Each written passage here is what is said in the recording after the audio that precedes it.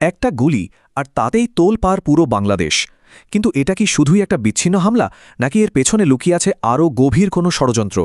আজকের এই পর্বে আমরা ঠিক এই বিষয়টিরই ব্যবচ্ছেদ করব। চলুন উন্মোচন করা যাক এর পেছনের রাজনীতি, দেশব্যাপী চলা অভিযান আর দেশের স্থিতিশীলতার ওপর ঝুলে থাকা এক বিরাট হুমকির গল্প। তো চলুন শুরু করা যাক লক্ষ্যবস্তুকে দিয়ে।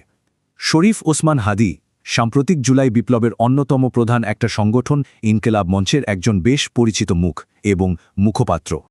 আর হামলাটা করা হয় একেবারে প্রকাশ্য দিবালোকে। উদ্দেশ্য ছিল একটাই, হত্যা করা। আর সেজন্য ছোড়া হয় একটা মাত্র গুলি, যা ছিল ঠান্ডা মাথায় করা নিখুঁত এক পরিকল্পনা। আচ্ছা, তাহলে চলুন প্রথমে দেখি ঠিক কি ঘটেছিল সেদিন। হামলাটা যে কতটা পরিকল্পিত ছিল সেটা এর সময় আর জায়গা দেখলেই বোঝা যায়। সূত্র বলছে দিনটা ছিল শুক্রবার, রাস্তাঘাট ছিল বেশ ফাঁকা, আর আত্মায়ীদের জন্য এটাই ছিল সবচেয়ে বড় সুযোগ, হামিদিকে টার্গেট করা এবং কেউ কিছু বুঝে ওঠার আগেই চট করে পালিয়ে যাওয়া। এই ঘটনার পর আইন প্রয়োগকারী সংস্থাগুলো কিন্তু বসে থাকেনি। সাথে সাথেই শুরু হয় বিশাল এক তদন্ত। তো কি সূত্র পাওয়া গেল? তদন্তকারীদের জন্য প্রথম আর সবচেয়ে জরুরি প্রশ্ন ছিল একটাই, যে ব্যক্তি গুলিটা চালিয়েছিল তাকে শনাক্ত করা। আর এখানেই আসল মোড়টা। দেখুন টেকনোলজি কত দ্রুত একটা লিড এনে দিল।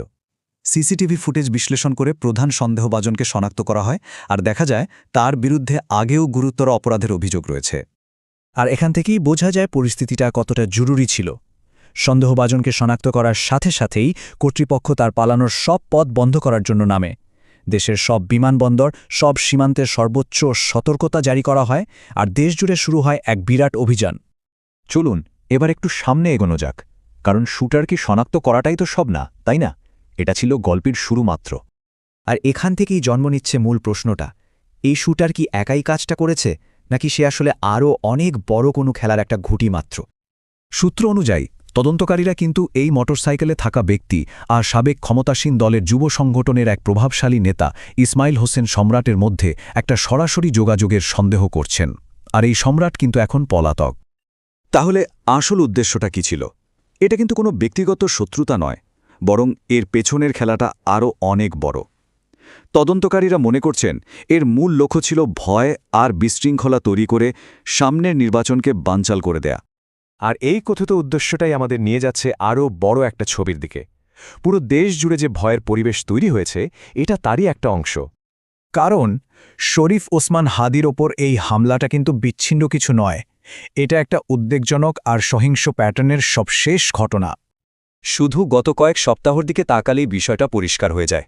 সূত্র বলছে নির্বাচনের ঘোষণা আসার আগে থেকেই সহিংসার একটা স্পষ্ট আর ক্রমবর্ধমান ধারা তৈরি হয়েছে। আর এই সহিংসার আগুনে ঘি ঢালছে একটা ভয়ঙ্কর সংখ্যা, 2.5 লক্ষেরও বেশি রাউন্ড গুলি। ভাবা যায় ঘন অভ্যুত্থানের পর পুলিশের অস্ত্রাগার থেকে এই বিপুল পরিমাণ গুলি হারিয়ে গেছে, যা এখনও উদ্ধার করা যায়নি। শুধু গুলিই নয়, এর সাথে যোগ হয়েছে 1300রও বেশি আগ্নেয়াস্ত্র। এই বিপুল পরিমাণ অস্ত্রশস্ত্র এখন অপরাধীদের হাতে, যা বিশৃঙ্খলা তৈরির জন্য এক বিশাল ভাণ্ডার। এতেই কিন্তু সবচেয়ে বড় প্রশ্নটা উঠে আসে, সামনে নির্বাচন আর রাস্তায় এত অবৈধ অস্ত্র, নিরাপত্তা কি আদৌ নিশ্চিত করা সম্ভব? অবশ্য ঢাকা মেট্রোপলিটন পুলিশের প্রধান প্রকাশ্যে আশ্বাস দিয়েছেন। তিনি বলেছেন তারা অপরাধীদের ধরতে পারবেন এবং নির্বাচনের প্রার্থীদের জন্য প্রয়োজনীয় নিরাপত্তা ব্যবস্থাও নেওয়া হচ্ছে। কিন্তু এত কিছুর পরেও একটা প্রশ্ন কিন্তু থেকেই যাচ্ছে।